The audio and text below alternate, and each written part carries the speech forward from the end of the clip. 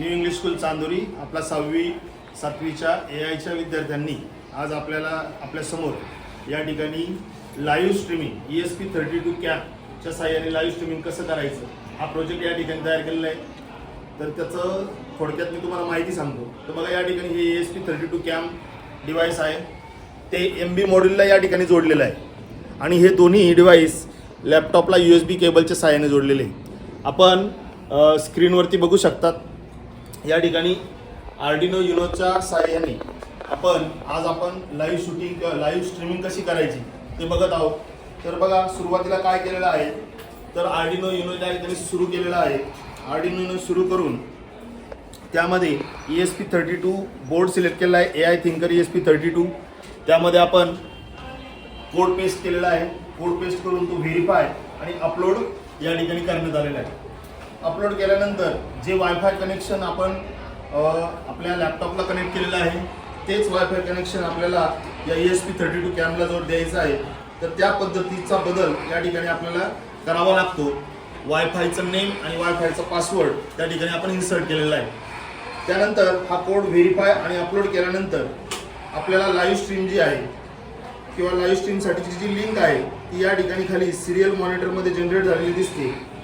तर ती जी लिंक आहे मी तुम्हाला दाखवतो। बघा या ठिकाणी IP ॲड्रेस जनरेट झालेला आहे, हा सिलेक्ट करून दाखवतो। 10.125.223.203 हा आपला IP ॲड्रेस आहे। आता हा IP ॲड्रेस आपण एका ब्राउझरमध्ये कोणत्याही ठिकाणी जर इन्स्टॉल केला टाकला आणि ज्या पद्धतीने आपण वेबसाईट बघतो त्या पद्धतीने हा IP ॲड्रेस वरती एंटर केल्यानंतर आपल्याला या ठिकाणी लाईव्ह स्ट्रीम होताना दिसते आहे। बघा या पद्धतीने ही लाईव्ह स्ट्रीमिंगचा जो काही प्रोजेक्ट आहे या विद्यार्थ्यांनी केलेला आहे। या ठिकाणी फ्लॅश ऑन केला तर कॅमेराचा फ्लॅश ऑन होतो, ऑफ केला तर फ्लॅश ऑफ देखील करता येतो। तर अशा पद्धतीने आपण ESP32चा वापर करून लाईव्ह स्ट्रीमिंग करू शकतो।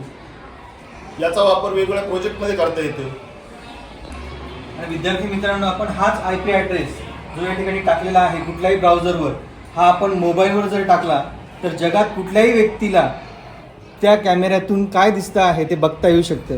म्हणजे हे लाईव्ह स्ट्रीमिंग मी घरी बसल्या बघू शकतो जर मला हा IP ॲड्रेस मिळाला तर। आलं लक्षात? या पद्धतीने मोबाईलवर सुद्धा आपल्याला हे लाईव्ह स्ट्रीमिंग ESP32 कॅमद्वारे जे आहे ते आपल्याला बघता येऊ शकतं। आलं लक्षात? तर अशा पद्धतीने हा प्रोजेक्ट जो आहे ESP32चा हा वेगवेगळ्या ठिकाणी CCTV सर्वेलन्स असेल, ट्रॅफिक कंट्रोलिंग असेल किंवा हायवेवर ज्या गाड्या स्पीडने जातात त्या गाड्यांचा स्पीड काउंट करण्यासाठी असेल, अशा वेगवेगळ्या कामांमध्ये आपल्याला ESP32चा वापर करता येऊ शकतो। आलं लक्षात? ठीक आहे, थँक्यू।